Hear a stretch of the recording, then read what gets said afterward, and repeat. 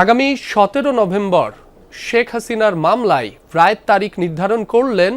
রায় ঘোষণার তারিখ নির্ধারণ করলেন ট্রাইব্যুনাল। এ বিষয়ে ট্রাইব্যুনালে ব্রিফ করছেন প্রসিকিউশন। সরাসরি যাচ্ছি সেখানে।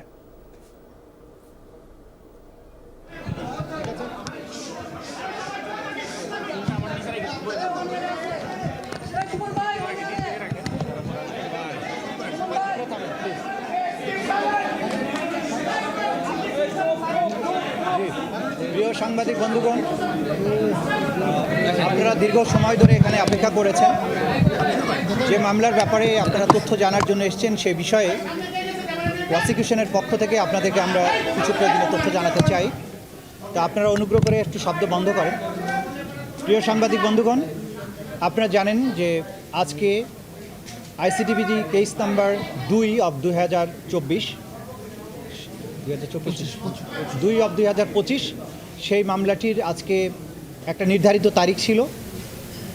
সেই মামলাটি হচ্ছে শেখ হাসিনা, আসাদুজ্জামান খান কামাল এবং চৌধুরী আব্দুল আল মামুন, তিনজন আসামির বিরুদ্ধে। তাদের বিরুদ্ধে গত জুলাই এবং আগস্টে 2024 সালের বাংলাদেশে সংগঠিত যে ম্যাসাকার এবং মানবতা বিরোধী অপরাধ, সেই অপরাধের দায়ে তাদের বিরুদ্ধে এই মামলাটি করা হয়েছিল। দীর্ঘ পথ পরিক্রমা শেষে, সাক্ষ্য গ্রহণ শেষে, উভয় পক্ষের যুক্তিতর্ক শেষে সেই মামলাটি এখন রায়ের জন্য প্রস্তুত হয়েছে। আজকে মাননীয় আদালত এই মামলাটির রায় ঘোষণার জন্য আগামী 17 নভেম্বর সোমবার দিন নির্ধারিত করেছেন। ইনশাল্লাহ আগামী 17 নভেম্বর সোমবার এই মামলাটির রায় ঘোষিত হবে।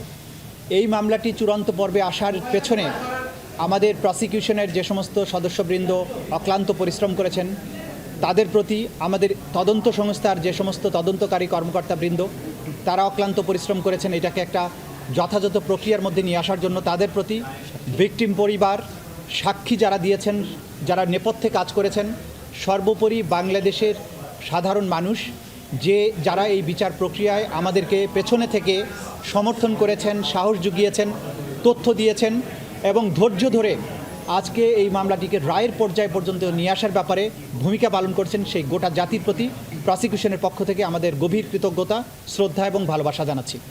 আমরা অঙ্গীকার করেছিলাম যে যারাই বাংলাদেশে যত শক্তিশালী হোক না কেন, যদি কেউ অপরাধ করে, মানবতা বিরোধী অপরাধ করে, তাদেরকে সঠিক পন্থায় বিচারের মুখোমুখি করা হবে এবং তাদের আইন অনুযায়ী যে প্রাপ্য সেটা তাদেরকে বুঝিয়ে দেওয়া হবে। সেই প্রক্রিয়ায় আমরা একটা দীর্ঘ যাত্রা শেষ করেছি। আমরা এখন চূড়ান্ত পর্বে উপনীত হয়েছি। আশা করছি ইনশাআল্লাহ 17 নভেম্বর আদালত তার সুবিবেচনা, তার প্রজ্ঞা প্রয়োগ করবেন এবং এই জাতির যে বিচারের জন্য আকাঙ্ক্ষা, যে তৃষ্ণা, সেটার প্রতি তারা সুবিচার করবেন এবং একটি সঠিক রায়ের মাধ্যমে বাংলাদেশে সংগঠিত মানবতা বিরোধী অপরাধের একটা ইতি ঘটাবেন এবং ভবিষ্যতের জন্য এই রায়টি ইনশাআল্লাহ দৃষ্টান্ত হয়ে থাকবে তেমন একটি রায় আমরা প্রত্যাশা করছি। তা আপনাদের সবাইকে ধন্যবাদ এখানে আমাদের কথা শুনে। আমরা এখন আর অতীতে বহুবার আপনাদের এই বিষয় নিয়ে কথা বলেছি, কী অভিযোগ ছিল। আমরা সর্বোচ্চ শাস্তি আদালতের কাছে প্রেয়ার করেছি। আদালত তার সুবিবেচনা প্রয়োগ করবেন এবং আমাদের পক্ষ থেকে প্রেয়ার হচ্ছে যে এই অপরাধের দায়ে আসামিদের জন্য সর্বোচ্চ সাজা দেওয়া হয়। একটু এই রায় ঘোষণার দিন ধার্যকে কেন্দ্র করে দেশে যে পরিস্থিতি তৈরি করা হয়েছে, এখানে আপনার কাছে মনে হয় কিনা যে এটি থ্রেট টু জাস্টিস বা এরকম কিছু বিচারকে সরাসরি যদি কেউ বিচার প্রক্রিয়াকে বানচালের জন্য কোনো হুমকি দেন, কোনো কার্যক্রম করেন, ডেফিনেটলি সেটা আদালতের প্রতি, আদালতের প্রসেস, আদালতের প্রক্রিয়াকে বাধাগ্রস্ত করার শামিল হবে।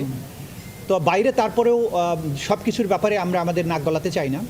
আমরা আমাদের বিচার প্রক্রিয়ার মধ্য দিয়ে, আইনের প্রক্রিয়ার মধ্য দিয়ে চলতে চাই। দেশে সরকার আছে, রাষ্ট্র আছে, জনগণ আছেন, তারা সব কিছু ভালো বোঝেন এবং যারা উস্কানি দেবেন, যারা সন্ত্রাস করার চেষ্টা করবেন, সেই ব্যাপারে আইন অনুযায়ী রাষ্ট্রের পক্ষ থেকে পদক্ষেপ গ্রহণ করা হচ্ছে, ভবিষ্যতেও হবে। আর যে জাতি ঐক্যবদ্ধ থাকে, জনগণ যখন জেগে থাকে, সেই দেশের ভাগ্য নিয়ে সেই দেশে নৈরাজ্য করার সাহস, শক্তি কারোরই কোনো দিন ছিল না, হবেও না। আমরা বাংলাদেশের জনগণের দেশপ্রেম, তাদের প্রজ্ঞা, তাদের ভালোবাসার প্রতি শ্রদ্ধাশীল। দেশের সরকারের বিভিন্ন সংস্থা, বাহিনীর প্রতি আমাদের আস্থা আছে। আমরা আশা করি যা কিছু বিচ্ছিন্নভাবে ঘটছে সেগুলো কোনোই প্রভাব কোনো জায়গায় পড়বে না এবং সব কিছু স্মুথলি হবে, বাংলাদেশ সামনে এগিয়ে যাবে।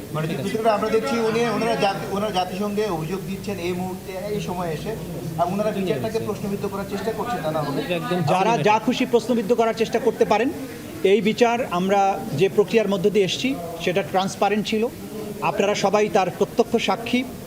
এখানে অকাট্য প্রমাণ, শক্তিশালী সাক্ষ্য প্রমাণ সব কিছু তুলে ধরা হয়েছে, জাতির সামনে এই বিচার হয়েছে, আইনজীবী নিয়োগ দেওয়া হয়েছে, দুনিয়ার সামনে ক্রিস্টাল ক্লিয়ারভাবে উপস্থাপন করা হয়েছে। সুতরাং তারা যত খুশি প্রশ্ন করতে পারেন, আইন তার নিজস্ব গতিতে চলবে, ন্যায় বিচার তার নিজস্ব গতিতেই চলবে। Thank you.